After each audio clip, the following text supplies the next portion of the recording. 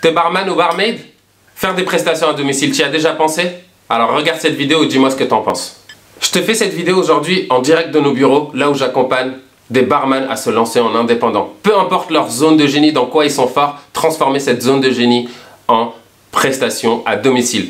Que tu sois bon dans le flair, que tu sois bon pour des prestations à thème, style mariage, bar mitzvah, anniversaire, que tu aies un talent, que tu fais du piano bar, que tu sois bon dans les créations tout simplement, transformer ça en prestation et proposer ça à tes clients. Mais ce qu'il faut savoir, c'est que ça n'a pas toujours été mon cas. J'ai été salarié pendant 11 ans, barman, à aller de restaurant en restaurant, à changer de pays, à changer de ville pour voir si ma routine allait être tout simplement meilleure. Puis je me suis rendu compte que je n'y arrivais pas, c'était toujours la même routine et je recommençais éternellement mes journées et il n'y avait pas de nouveau vraiment. Puis j'ai eu un couple de clients qui s'est installé au bar et qui a insisté sur le fait de pourquoi je ne réalisais pas des prestations à domicile, que ce soit pour des petits dîners, que ce soit pour des grandes prestations, que ce soit pour des mariages. Et ils ont beaucoup insisté là-dessus et ça m'a fait un tilt dans ma tête à ce moment-là. Je me suis dit, ont-ils raison?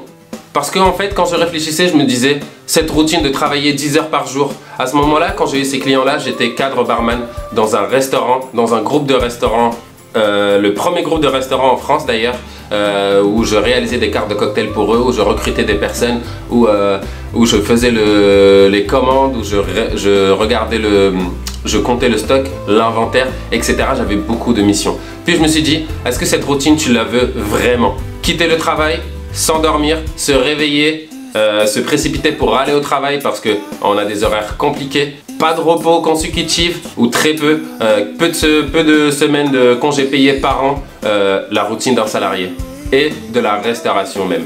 Cette routine-là, je me suis dit, est-ce que j'étais vraiment heureux? Est-ce que j'en avais vraiment envie?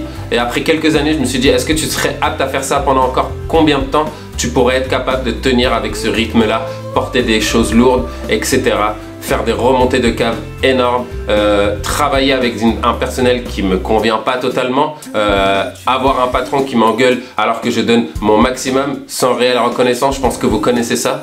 Et puis le jour où tu peux pas remplacer une personne, tous les efforts que tu as fait retombent à zéro parce que ton patron perd la confiance en toi et l'évolution que tu estimais avoir le droit, tu n'y as pas le droit. Je pense que vous aussi vous connaissez ça parce qu'à ce moment-là, je me suis rendu compte que j'étais pas heureux, j'étais voire malheureux parce que cette routine-là ne me faisait pas vraiment aimer ma vie à ce moment-là. Je me levais, j'allais au travail, je rentrais du travail, il était 4-5 heures du matin, je m'endormais à 8 heures et je me réveillais à 13-14 heures. J'avais 2 heures, 3 heures dans la journée pour moi et le reste, c'était que au travail. Mais cette idée de réaliser des prestations à domicile m'est toujours restée dans la tête. Puis un jour, j'ai eu la proposition d'un client qui a fait appel à moi parce qu'il devait présenter sa marque de vêtements pour avoir une place dans un magasin qui s'appelle Colette à Paris. Et il a fait appel à moi pour réaliser des prestations. Donc il y avait des clients qui venaient et moi je devais réaliser des petits cocktails apéritifs et en fait je leur réalisais des petits cocktails. Ça a été ma première prestation. Ça s'est très bien passé. Et ensuite je me suis dit mais c'est fou, ça s'est bien passé. J'étais content de réaliser cette prestation. Les clients me regardaient d'une façon différente. Les clients et le client qui faisait appel à moi me regardaient d'une façon différente. J'étais content de réaliser quelque chose. Pas parce que j'ai eu une entrée d'argent, parce que cette somme-là, c'est pas celle qui va te faire vivre longtemps. Moi, j'ai fait juste une prestation pour voir si j'en étais capable. À ce moment-là, c'était vraiment l'objectif que j'avais dans ma tête. Est-ce que j'allais pouvoir réussir?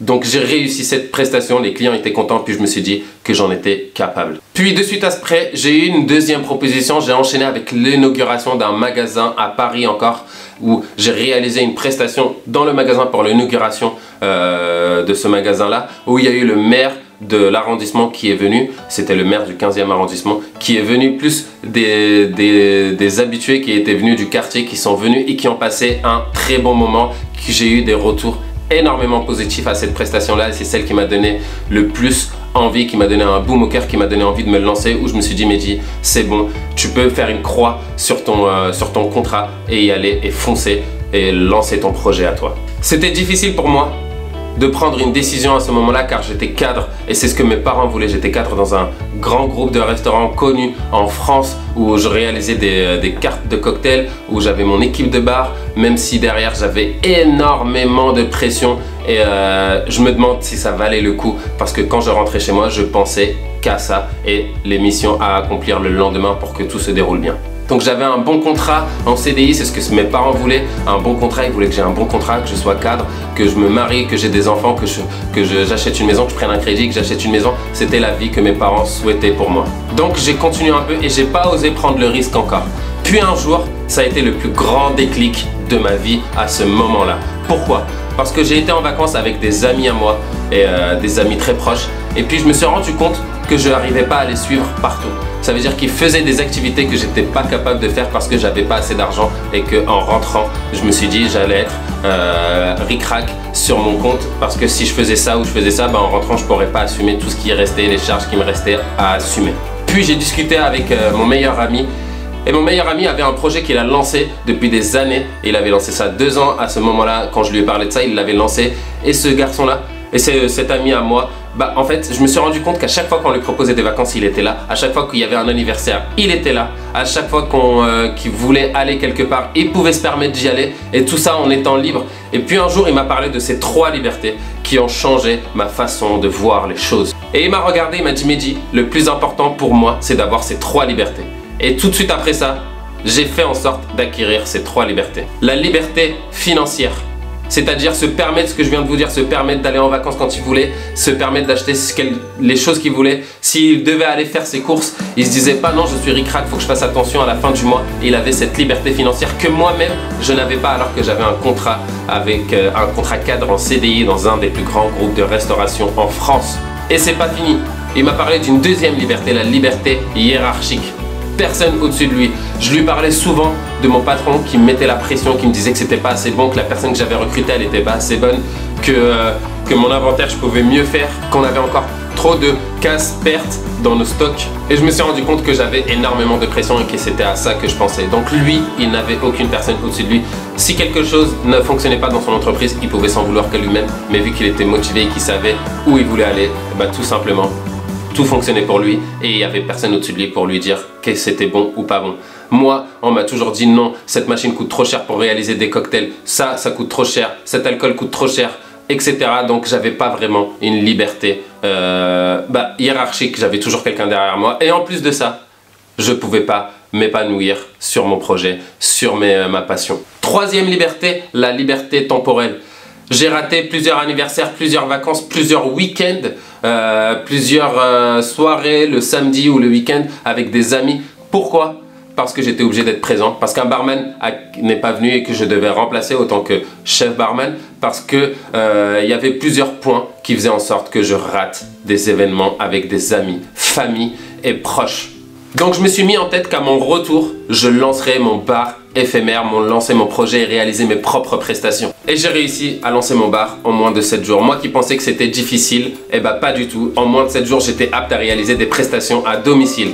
Et tout de suite derrière, je me suis entouré des meilleurs dans leur domaine pour lancer ma méthode, pour avoir mon site internet qui attire un maximum de clients, pour réaliser des prestations, mais surtout mettre en place une méthode qui me permettait tout simplement de réaliser des prestations quotidiennes, d'avoir des clients, d'avoir mon site internet. Et je vous le répète, au bout de 3 mois, mon agenda était rempli. Je réalisais au minimum une prestation par semaine. Et le plus important, et c'était l'objectif que je m'étais lancé, réussir à obtenir mes 3 libertés, temporelles, hiérarchiques et financières.